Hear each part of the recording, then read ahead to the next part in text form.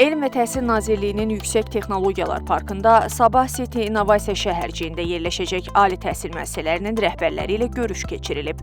Görüşdə elm və ali təhsil üzrə Dövlət Agentliyinin direktoru Ülkər Səttarova, Azərbaycan Dövlət Neft və Sənaye, Azərbaycan Texniki və Bakı Dövlət Universitetinin direktorları, Yüksək Texnologiyalar Parkının rəhbər heyəti, Sabah Hub İnnovasiya Mərkəzinin baş icraçı direktoru Rəhim Bayramlı və digər qonaqlar iştirak ediblər.